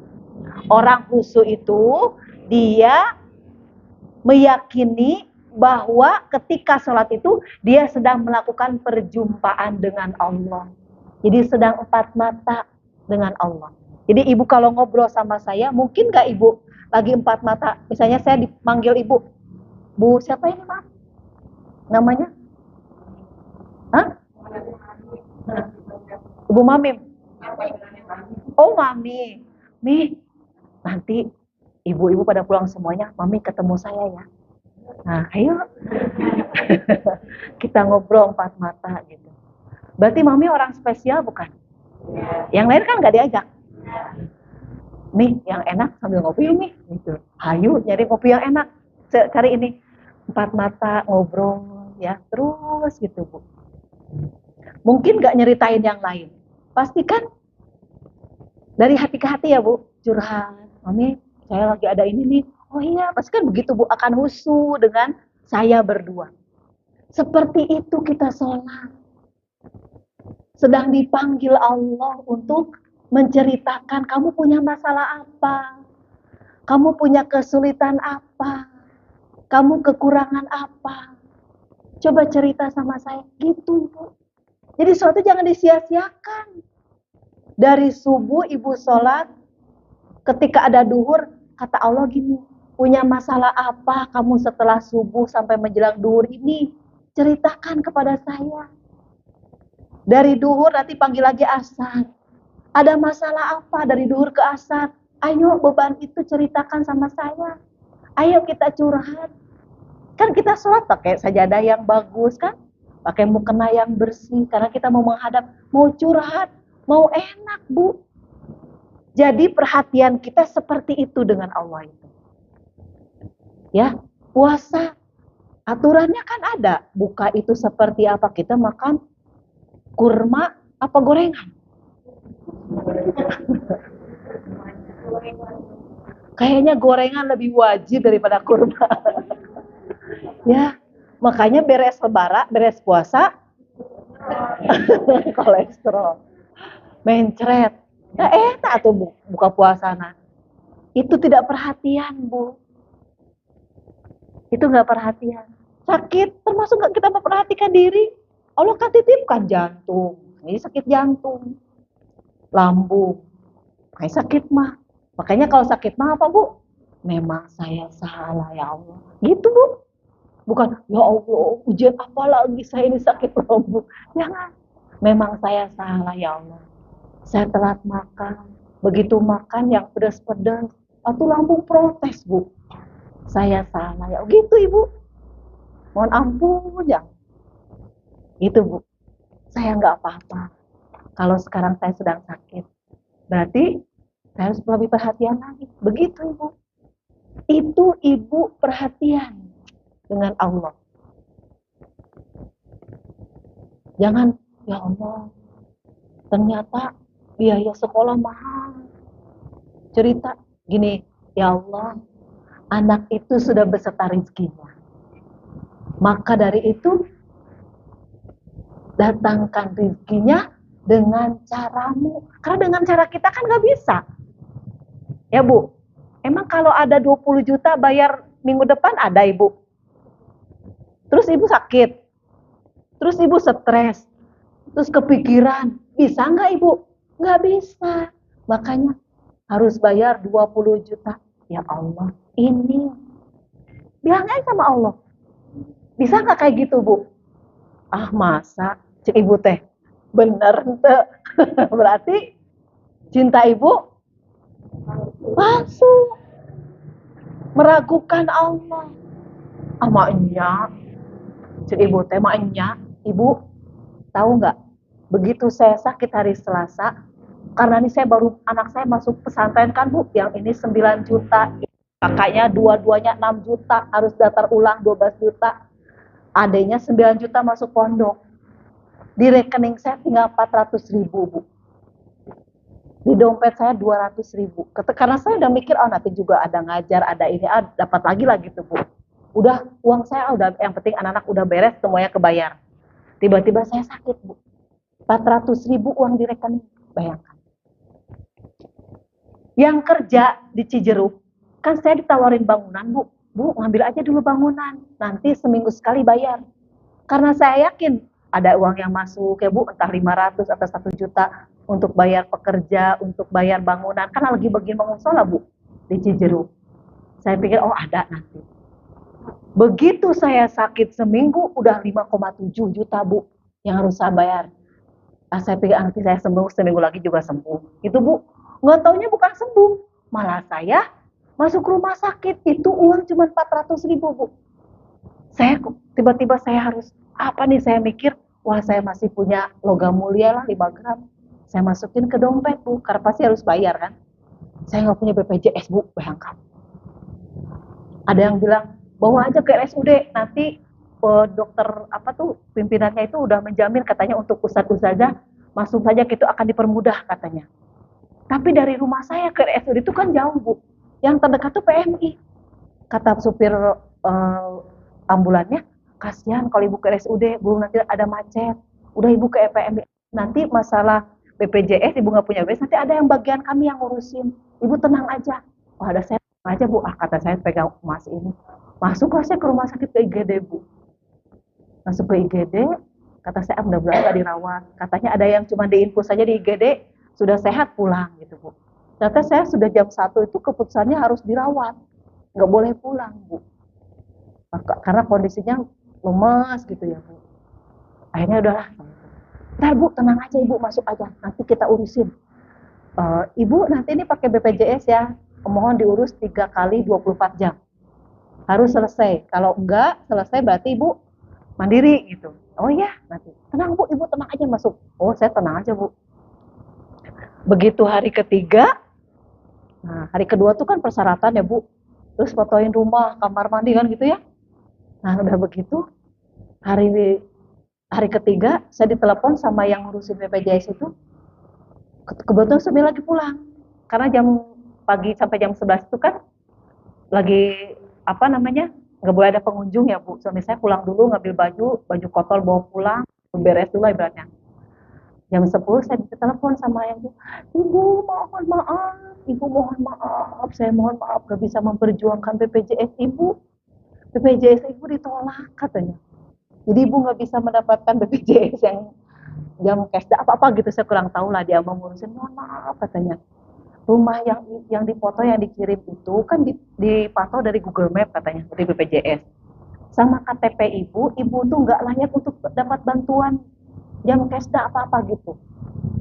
Jadi mohon maaf katanya nggak lolos BPJS-nya. Jadi kesimpulannya kan saya punya KTP itu tahun 2015 waktu itu bikin. Saya masih dosen Bu. Di situ pekerjaan dosen. Itu kan dulu Bu. Sebelum saya keluar 2017 saya udah berhenti. Saya udah berhenti lah jadi dosen gitu Bu. Tapi di KTP saya masih dosen. Karena itu KTP seumur hidup. Terus rumah saya dipoto, katanya rumahnya layak huni. Gitu Bu, kecuali kontrak gitu. Apalagi perumahan, itu udah Bu nggak dapat Bu.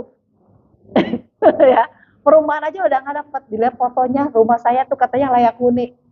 Saya cuman begini, ya Allah. Saya sakit semua izinmu. Saya nggak apa-apa ya Allah. Berarti engkau sudah siapkan rezekinya untuk saya untuk dibayar biaya rumah sakit ini. Saya serahkan kepadamu ya Allah. Saya tidak berdaya. La haula wala quwwata. Dari saya cuma la haula wala quwwata illa billah terus Bu. Sampai suami saya datang jam 11 kurang. Pak, udah ada telepon. Saya cuma doa gini, ya Allah. Saya bukan buruh, tidak layak dapat bantuan gratis dari pemerintah BPJS. Orang lain mungkin lebih berhak. Saya ikhlas ridho ya Allah. Kalau kriterianya guru tidak punya uang ya Bu, ikhlas ya Allah. Kau sudah persiapkan. Begitu suami saya datang, Pak, BPJS ditolak. Hah? Kenapa? Katanya. Alasannya begini. Kata suami saya, ya udahlah. Insya Allah ada rezekinya. Gitu, kata saya. Terus datang perawat. Bu, saya dapat laporan dari kasir. Ternyata BPJS Ibu ditolak ya. Ibu berarti bayar mandiri. Oh iya, saya udah biasa aja Bu. Oh iya. Mohon maaf Bu, Ibu harus deposit minimal 1 juta. Oh iya. Ya udah. Udah pulang jawab Kak perawat. Pak, deposit. Kenapa? Tuh di tas hitam ada amplop, kata saya. Ada yang nengok Bu. Maklum ya Bu ya. Ustazah memerannya. Bu, ini amplop jajan atau lumayan. Kata saya, coba buka amplop itu ada berapa. Saya nggak tahu Bu amplop itu isinya ada berapa, karena belum saya buka. Dibukalah sama suami saya Bu amplop itu. Dapat 8 juta Ibu. Kata saya, coba udah bawa aja ini uang 4 juta, bawa ke kasir. Ini 3 hari ini berapa biaya perawatan 3 hari ini sampai 3 hari. Dari kasir bilang 4,2 juta 3 hari itu Bu. Kata suami saya, udahlah 4 juta itu kita kurang 200. Nah udahlah, nanti juga ada lagi. Udah tuh amplop dibuka semua Bu, udah dibuang Bu. Terus sampai akhirnya pulang itu Bu, dengan penembusan obat tuh harus ada 8,2 totalnya Bu. Udah dibayar 4 juta, berarti tinggal ada 4,2. Ada lagi yang WA, Bu, saya transfer sedikit ya buat Ibu. Bu, saya transfer sedikit. Kata saya, selama 5 hari ini nih, 3 hari berikutnya lagi, ya Bu, coba kata saya buka lagi nih amplop gitu Bu. Buka lagi amplop gitu Bu.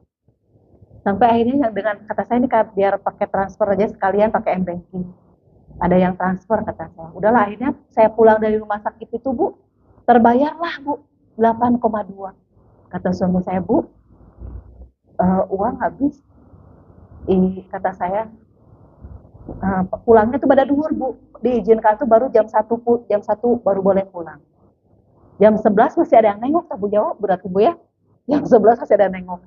Ada lagi masih amplop Bu. Nah, udah saya masukin aja gitu, saya nggak mikir. Begitu istirahat, pasnya kata saya, Pak, itu coba amplop yang pengasih, yang namanya itu ya rezeki, coba dihitung, kata saya gitu. Dihitung. Ternyata masih ada Bu 8 juta lagi Bu. 8 juta lagi, dan saya cek m-banking di rekening saya ada 3,4 juta yang masuk. Berarti saya punya uang berapa Bu? 11 juta. Saya bilang begini, ya Allah, terima kasih memang Kau sudah siapkan. Dan uang yang 11 juta ini itu untuk biaya saya istirahat, karena harus bed rest Bu. Ibu nggak boleh ada aktivitas selama 1 bulan, kata dokter. Ibu harus istirahat, benar-benar lambung dijaga, usus makan dijaga, nggak boleh stres, nggak boleh mikir apa-apa. Saya tenang nggak punya uang 11 juta. Bayaran bisa kan Bu, pengen makan apa saya bisa, udah saya begitu Bu. Saya sujud syukur, saya nangis. Emas saya kejual nggak Bu? Nggak jadi, sampai sekarang masih ada. Itu saya merasakan Bu. Nggak yakin kan? Mungkin nggak menurut kita Bu? Menurut manusia mungkin nggak? Saya siapa? Saya juga merasa, dan nggak berharap juga nanti kalau nengok bawa uang ya, saya nanti butuh uang. Enggak kan Bu? Terserah aja yang mau bawa kue, bawa makanan. Selama saya 5 hari dirawat di rumah sakit Bu, nggak kemakan Bu. Karena saya nggak boleh ini, nggak boleh itu, roti juga jangan boleh. Pondoknya di belakang botani, tiap hari Bu, tiap malam, takutnya besok udah basi, tiap hari Bu dikirim dari rumah sakit buat anak-anak santri. Cuma saya bilang aja, doain saya buat para penghafal Quran. Mama lagi sakit, Dede sama teman-temannya doain. Tiap hari dikirimin Bu. Kue yang datang hari ini kirim, malamnya kirim terus Bu. Tapi Ibu harus yakin, sekarang saya sudah sehat, nggak ada tuh Bu yang kirim lagi. Gak ada yang transfer lagi. Kata Allah udah sehat, ayo kamu memang senangnya ngelayap, kata Allah gitu kan. Kan saya emang senang aktif ya Bu ya. Kalau kata suami saya, kalau saya di rumah berarti saya sakit. Gitu Bu. Sekarang udah ya begitulah. Saya cuma bilang, ya Allah, terima kasih. Dengan sakit ini banyak hikmah, banyak pelajaran. Saya terus terang aja, kata saya belum pernah mensyukuri sehelai rambut pun. Kalau nggak sakit tuh saya baru, ya Allah. Dengan rambut kita begitu rontok kan, kalau tipes itu kan rata-rata rontok ya Bu. Saya cuma, ya Allah, yang gugur, yang lepas dalam tangan saya sudah kehendak. Kita lihat muka begitu pucat ya Bu, mata juga Kayak nggak kenal, saya ngeliat diri saya aja nggak kenal gitu. Ya Allah, suatu saat nanti engkau akan angkat ini kembali keceriaan ini. Kalau sudah waktunya saya tahu, maafkan saya Allah. Gitu. Terus aja terima kasih, terus aja terima kasih. Justru saya bersyukur enggak, saya sakit ya Allah, saya masih begini. Sekarang pun masih ada yang terasa ya Bu ya. Terus terang aja saya juga masih terasa. Tapi saya nggak mau cerita, nggak mau ngeluh gitu Bu. Yang namanya sakit pastilah ada ya Bu ya. Yang masih terasa dalam tubuh ini yang kurang enak tuh masih ada. Karena katanya ada yang bilang 3 bulan pemulihannya, ada yang sampai 6 bulan tergantung ininya. Tapi nggak usah lah gitu. Cukup Allah aja. Makanya saya sholat itu saya tunggu Ibu. Sholat itu saya tunggu. Karena saatnya saya cerita kapan lagi kalau bukan dari sholat. Itulah bentuk perhatian kita. Ibu percaya? Kalau kita nggak percaya, cinta kita palsu. Udah, terserah. Itu ya Bu. Coba saya sakitnya pas liburan anak-anak. Gimana nanti ya? Untung ini anak baru hari Minggu saya nganterin ke pondok, hari Senin saya bebenah, hari Minggu Selasa saya sakit. Tapi anak-anak nggak ada yang tahu Bu. Biarin aja. Ya itu ya. Jadi terhadap agama Allah kita harus perhatian. Apa yang Allah berikan kepada kita, saya siap ya Allah. Saya tidak apa-apa. Saya bersyukur dengan yang kau berikan. Itu sudah yang terbaik. Itu Bu. Itu kalimatnya ya. Kata kuncinya itu Bu. Kalau kita perhatian sama Allah, begitu kalimatnya. Saya tidak apa-apa ya. Saya menerima apapun yang kau berikan kepada saya. Engkau sudah siapkan yang itu Bu. Perhatian. Udah Bu. Itu yang pertama. Yang kedua, mas'uliyah. Mas'uliyah itu artinya tanggung jawab. Kalau cinta itu harus bertanggung jawab. Kalau kita menikah itu berarti ada tanggung jawab kan Bu? Ya, pasti tanggung jawab.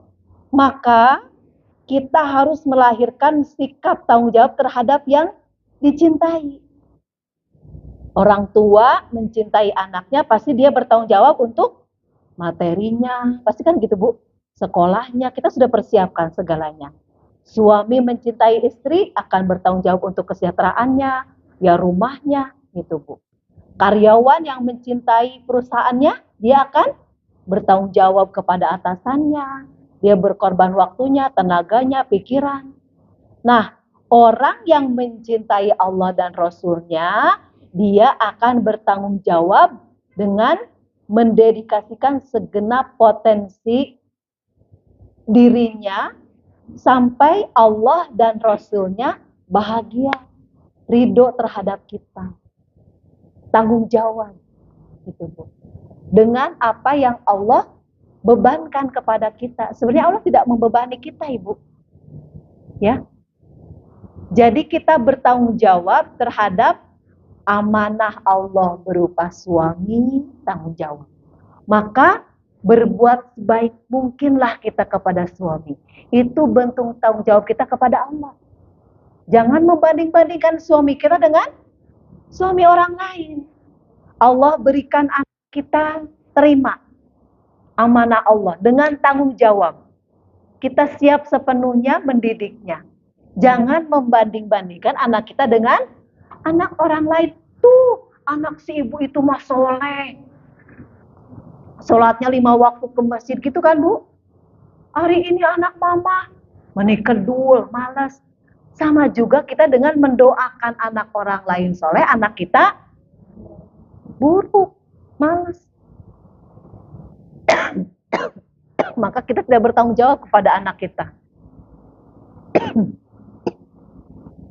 Nah ini sisanya masih ada Bu. Sisa sakit, batuk.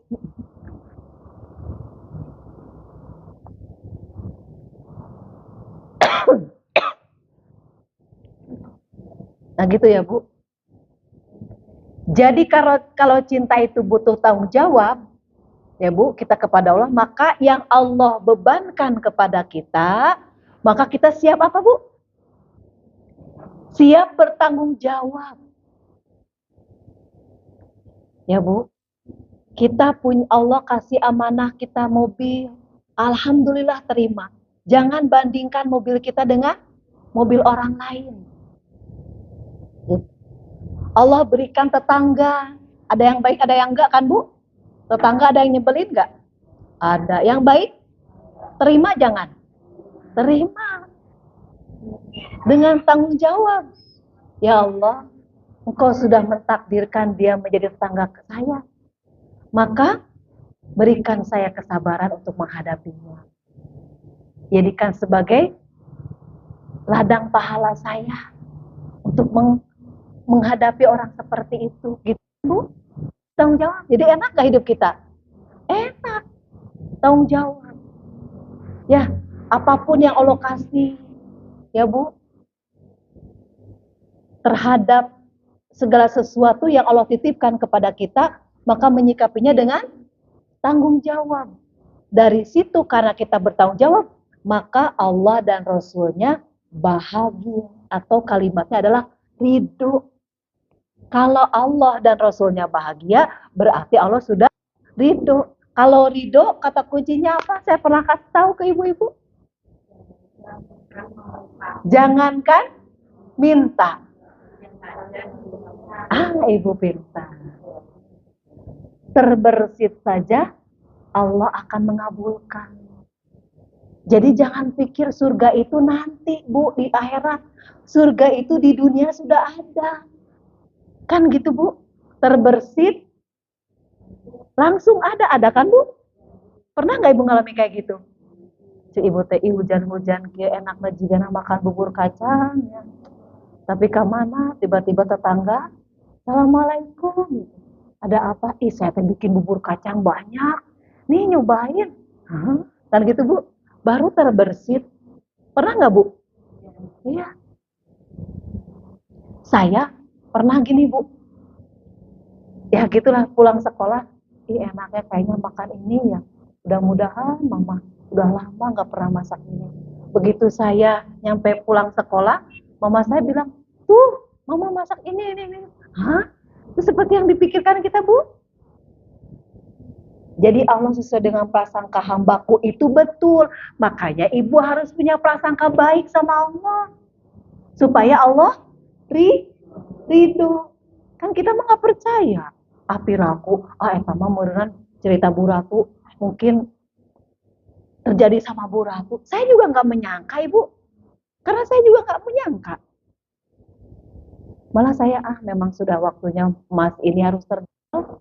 Gak apa-apa gitu Bu. Ya, tanggung jawab Bu. Jadi Allah ridho akhirnya kepada kita karena kita bertanggung jawab orangnya. Kalau ridho tadi apa? Jangankan minta, terbersit saja Allah kabulkan. Kalau Allah sudah ridho kayak gitu Bu, maka jadilah orang bertanggung jawab. Itu jadi Allah cintanya nggak palsu gitu ya. Yang ketiga, kalau pembuktian cinta itu kita harus ihtiram. Apa itu ihtiram? Ihtiram itu hormat, respek. Cinta melahirkan sikap hormat, tunduk kepada yang dicintai. Anak kita, Mama besok mau ke kebun raya. Nurut nggak Bu? Nanti bikinin mie goreng, ayam goreng. Kita bangun subuh kan Bu? Respek kan? Respek kepada anak yang kita cintai. Takut dia kecewa kan? Bikinin mie goreng, ayam goreng. Ini nak? Iya mah. Takutnya, Mama belum sempat masak. Makan anak kita Bu. Ya. Berarti cinta itu harus respek. Respeknya kita kepada Allah apa Bu? Surat An-Nur ayat 51. Surat An-Nur ayat 51 itu, inna makana qaulal mu'minina idza du'u ilallahi wa rasulihi liyahkuma bainahum ayyaqulu Sami'na wa ata'na wa ulaika humul muflihun. Jadi kalau pembuktian cinta kita kepada Allah yang ketiga yaitu respect, dengan apa sikap kita kepada Allah, Bu? Sami'na wa ata'na. Apa artinya? Kami dengar dan kami taat. Iya, kayak kita budak, Bu, kumaha sih? Majikan teh. Ibu mau berangkat jam 3 pagi. Siapin pakaiannya ini, gitu ya, Bu. Jam 3 ibu mau berangkat langsung ke bandara. Kira-kira si Bibi bangun jam berapa? Jam 1. Ya, Bu, beresin gitu. Semuanya. Pas begitu jam 3, baju udah, Bu. Ininya udah, tasnya udah, kayaknya udah. Oh iya, siap berangkat jam 3.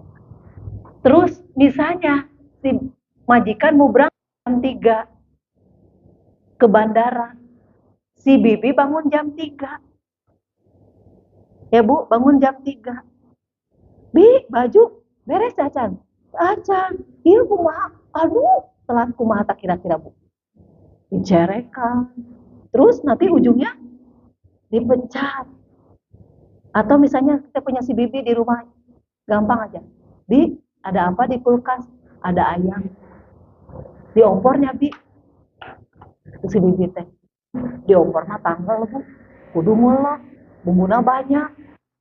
Digoreng banyak-banyak. Ikan kemarin udah, di opor, capek, Bu. Ngopor mah digoreng aja, Bu. Dipecat nggak, Bu? Di opor ya. Ini gitu, Bu. Iya. Kan, Bu? Ya kan? Di jam 3 pulang, iya. Kata si teh gimana? Punya pembantu teh bagus, nurun. Dikasih bonus nggak? Kasih bonus. Ini Bu, seueur teh. Pokoknya ibunya kami gitu. Kan gitu, Bu. Itu pembuktian kita iya karena budu, wah iya karena saya kan kita tiap hari gitu ya Allah. Hanya kepadamu saya beribadah, hanya kepadamu saya menghambakan diri. Hanya kepadamu saya minta-minta. Betul nggak, Bu? Tapi ibu ngatur Allahnya.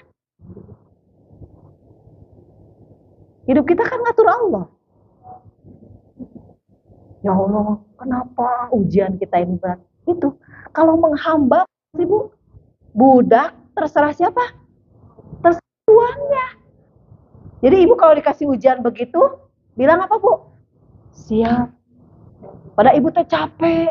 Tapi kata si tuan teh harus, ini mah, kata Allah, bangunlah sepertiga malam. Sholat tahajud. Kamu minta apapun itu tanpa rooming gitu, Bu. Kalau ibaratnya handphone mah ya, Bu, nggak ada roomingnya kepada Allah itu. Langsung ke langit ke-7, nyampe gitu ibaratnya. Kamu minta apa? Kita bangunnya jam berapa? Mending jam 4. Kadang, setengah genep gitu ya, Bu. Kumaha atuh? Berarti cintanya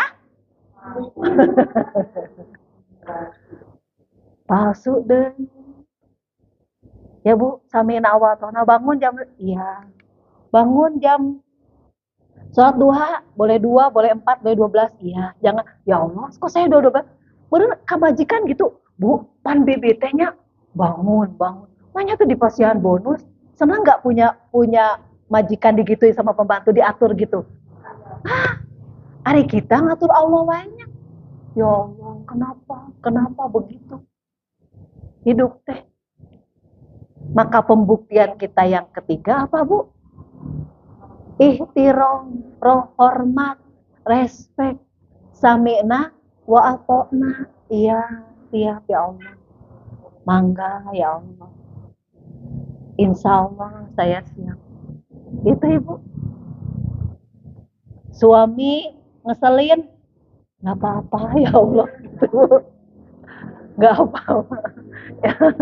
Anak ngeselin, mau dicubit, itu anakmu ya Allah, bukan anak saya gitu, Ibu. Belajar, Ibu. Mutu qobla antamutu. matikan dirimu sebelum kau mati. Jadi matikan dulu, Bu. Kepemilikan, kemelekatan tuh matikan. Cukup kita sami'na wa ata'na. Ibu semakin tua, semakin banyak teman atau ditinggalkan teman? Hah? Ditinggalkan, Bu. Semakin ibu tua, ibu bukan semakin banyak teman. Saya yakin, pasti semakin sendiri. Itu artinya, nggak apa-apa, Ibu. Nggak apa-apa sendiri. Berarti, kita punya banyak waktu dengan Allah saja. Dan dengan manusia mah capek atuh, Ibu. Deket teuing disangka ada maunya. Terlalu banyak ngeluh, lihat Bu, pusing yang dengerin juga. Ya Bu, cerita ke medsos dibaca orang, ikut pusing juga yang baca. Ya Bu, tambah naon sih si eta teh kan gitu Bu. Jadi sudah saja. Ya semakin tua, semakin sendiri, senang di majelis, sudah bagus Bu. Karena hidup kita itu begini. Harus cari bahagia. Dan bahagia itu sederhana Ibu. Kita ya mencari atau menciptakan? Menciptakan. Mencari bahagia mah gak bakal puas Bu. Cuk ibu teh stres, karaokean, nyanyi-nyanyi. Pulang ke rumah, kebayang dari data masalah teh. Ya, dunia nyata gitu, jalan-jalan, dengan teman-teman bestie, sosialita, main obring, pulang, pusing. Jadi jangan mencari bahagia, tapi menciptakan bahagia. Makanya kalau kesal tadi, ya Allah itu suami titipanmu gitu. Gak apa-apa gitu ya. Sabar kesal. Ya Bu, ada uang 100.000, ya Allah ini rezekimu, saya terima ya Allah, terima kasih. Engkau sudah siapkan untuk hari esok untukku. Gitu Bu. Ya, yakin tapi entenya jangan begitu Bu. Bener tuh gitu. Ya. Dan yang terakhir, jadi itu cinta ya Bu. Jadi berat tuh cinta teh? Berat ya? Berat ternyata. Yang keempat, cinta itu al-fahmu atau ma'rifat. Artinya adalah mengetahui atau mengenal. Mengetahui atau mengenal. Cinta harus melahirkan minat untuk memahami seluk-beluk objek yang dicinta. Tatkala kita mencintai istri, maka kita berusaha memahami kepribadian. Atau suami, kita memahami kepribadiannya. Latar belakang keluarga, ibu punya anak 3, sama gak karakternya Bu? Tahu gak ibu cara memperlakukannya? Tahu gak? Tahu kan Bu, ibu pernah marahin. Yang ini mah ngelawan, yang ini mah gitu Bu. Berarti kan ibu harus tahu, kesini mah ngomongnya harus kayak begini kan Bu gitu. Ya. Suami kalau dia keras, kita keras lagi. Wah ini teror, gelap gitu ya Bu, berantem. Berarti kalau suami kayak begini, kita biasa aja. Jangan didengerin. Kalau nanti ditombolin tambah banyak. Udah kan udah tahu Bu. Nah begitu juga kalau kita mencintai, maka kita harus memahami, harus mengetahui, harus paham bagaimana cara mencintai Allah dan Rasulnya. Maka kita harus mengenal 4 ilmu. Ini nanti episode selanjutnya Bu. Maka kita harus mengetahui 4 hal. Pertama, ma'rifatullah, mengenal Allah.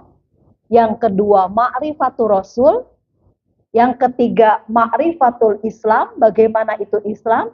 Dan yang keempat, ma'rifatul Quran. Ini kalau saya bahas bisa berapa episode Bu. Jadi ini episode selanjutnya.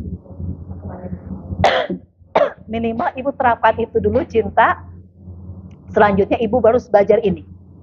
Selanjutnya yang ibu persiapkan, ini to be continue Ibu. Nyambung dengan 4 hal. Ma'rifatullah, bagaimana sih mengenal Allah lebih dekat? Caranya dengan apa? Kan tadi Ibu pembuktian kita harus lebih mengenal Bu. Mengenal karakternya, mengenal kebiasaannya. Kebiasaan Allah tuh kayak apa sih? Ibu harus tahu. Ibu tahu nggak kebiasaan saya? Tahu nggak, Bu? Nggak tahu kan? Supaya Ibu pengen tahu, harus lebih dekat. Jadi bestie saya. Sering ke rumah, sering ngobrol. Dari itu kan ketahuan, Bu, karakternya. Lihat ke rumah saya, ngobrolnya kayak gimana gitu, Bu. Lebih dekat. Ikut dengan saya, ini kan kelihatan kalau, oh, Bu itu ternyata senang bercanda misalnya, ya Bu. Oh, ternyata begini. Tapi akan mengenal. Begitupun kita Allah. Maka selanjutnya siapkan pengetahuan kita untuk memahami 4 hal. Minimal kita mengenal Allah itu garis besar, Bu. Kalau kita bahas lebih luas juga nanti kita akan nggak bakal selesai juga, Bu. Membicarakan Allah itu tidak akan selesai dan tidak akan ada apa, Bu ya?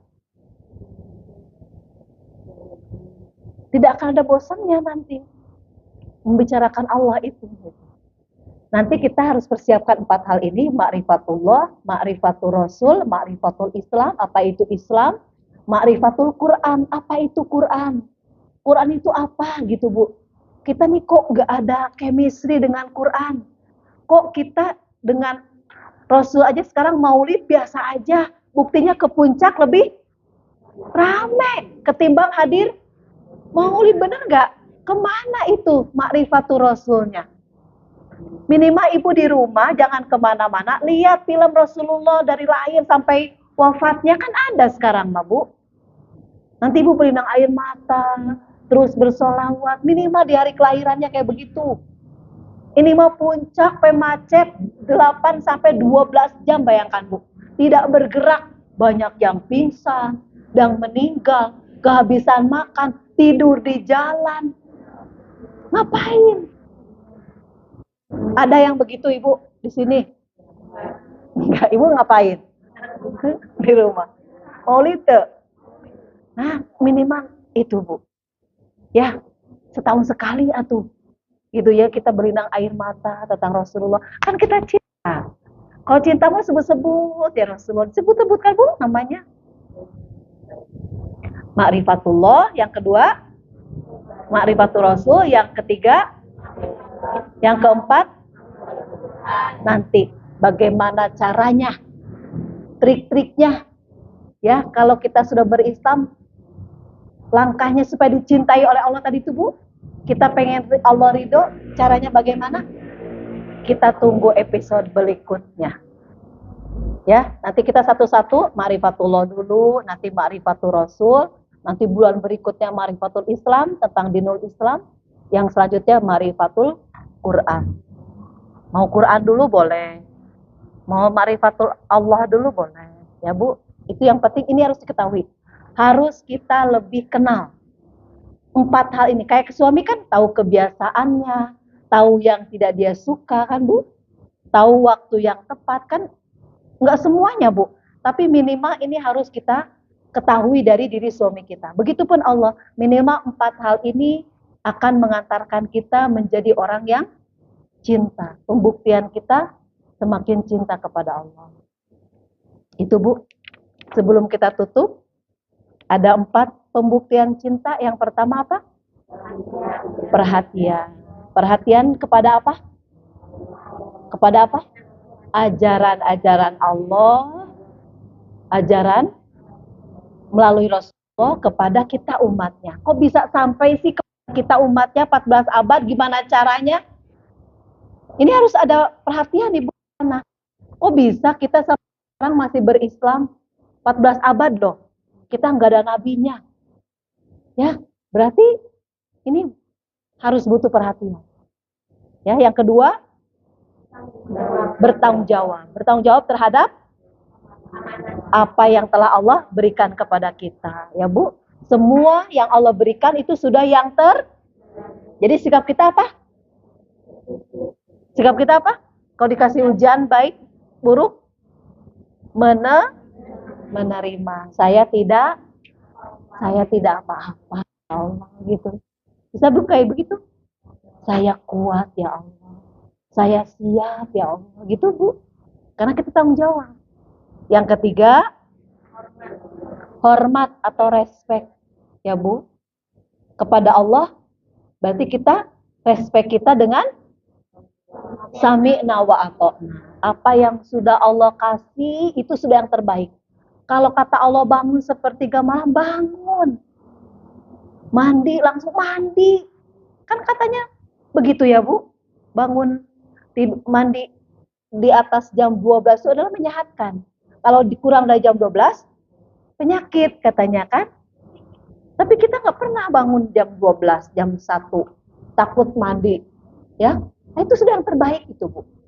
Yang Allah sudah gambarkan itu sudah yang terbaik. Allah ajarkan kepada Rasul itu sudah yang terbaik. Ya, maka itu kita harus sami'na wa ata'na. Yang keempat, al-fahmu, mengenang, ma'rifah. Cinta harus memahami seluk-beluk dengan yang kita cintai, lebih paham ya apa yang kekurangannya, kelebihannya. Maka kepada 4 hal ini kita harus mempersiapkan diri lebih kenal. Yang pertama, ma'rifatullah. Yang kedua, yang ketiga, yang keempat, nanti langkah-langkahnya, caranya kita bahas di pertemuan selanjutnya. Itu saja Bu ya. Lebih yakin atau bagaimana pada Allah? Ibu ibadah karena pengen apa? Pengen masuk surga karena? Pengen surga lagi nggak? Sudah pasti. Surga itu sudah pasti kalau kita pengen bertemu dengan Allah. Berarti kan cinta Bu. Kita cinta kepada Allah, pengen bertemu. Itu surga sudah pasti. Sudah pasti, jangan diragukan ya Bu. Itu saja, mudah-mudahan kita bersemangat, lebih membaca, lebih menelaah tentang Allah, tentang Nabi, tentang Islam, tentang Al-Quran yang akan kita bahas nanti. Semakin kita paham, maka kita akan semakin taat kepada Allah. Allahi tawakkalna wa ilaihi masir. Sebelum kita tutup, kita langsung doa ya Bu. Ya. Sebelum kita meninggalkan majelis ini, mudah-mudahan sampai kita sebelum keluar dari masjid majelis ini, apabila sedang punya masalah, Allah berikan jalan keluarnya. Yang sedang dalam kesulitan, Allah berikan kemudahan. Yang anaknya sedang ujian, mudah-mudahan Allah berikan kelulusan. Yang anaknya belum punya jodoh, Allah berikan jodoh. Yang belum punya pekerjaan anaknya, Allah berikan pekerjaan. Yang sakit, suami, anak-anak kita, atau diri kita, atau teman-teman kita, semoga Allah kabulkan. Doa kita dikabulkan sebelum kita keluar dari majlis ini, Allah berikan solusi kepada kita semuanya. Karena majlis sebaik-baik tempat berkumpul. Maka ibu doa dalam hati, apa yang ibu minta, majelis ini tempat dikabulkannya, tempat berkumpulnya para malaikat.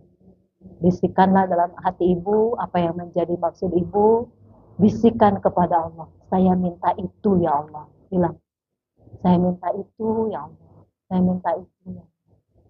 Engkau yang sudah terbaik, Engkau sudah mempersiapkan yang terbaik.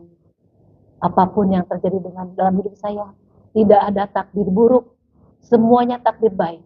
Takdir buruk itu karena saya menganggapnya tidak sesuai dengan keinginan saya. Sehingga menjadikan itu adalah buruk. Padahal sudah yang terbaik. Astagfirullahaladzim. Astagfirullahaladzim. Astagfirullah. Hamdana ingin hamdan syakirin hamdan yu'afin ni'amahu wa yukafi'u majidah. Ya Rabbana lakal hamdu kama yang bagi li jalali wajhikal karim wa azimi sultanik. Allahumma sholli ala sayyidina Muhammad wa ala alihi wa ashabihi ajmain. Allahumma ighfir lana wa li walidina warhamhuma kama rabbawna shighara. Rabbana zalamna anfusana wa illam taghfir lana wa tarhamna lanakunanna minal khasirin. Rabbana la tuzigh qulubana ba'da idh hadaitana wa hab lana min ladunka rahmah innaka antal wahhab. Rabbana hab lana min azwajina wa dzurriyyatina qurrata a'yun waj'alna lil muttaqina imama. Allahumma inna nas'aluka ridhaka wal jannah wa na'udzubika min sakhatika wan nar.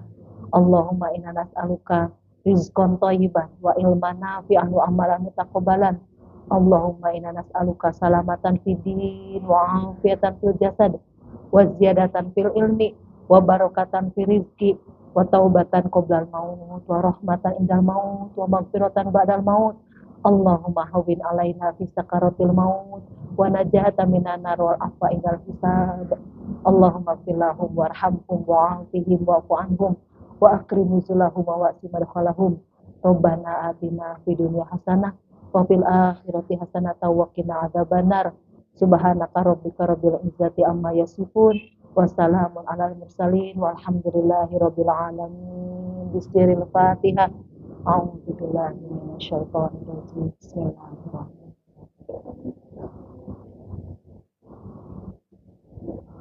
Iyyaka na'budu wa iyyaka nasta'in.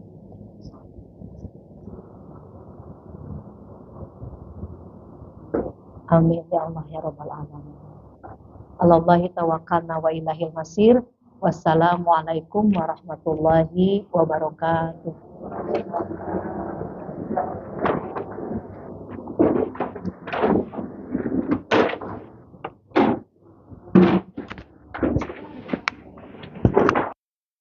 La ilaha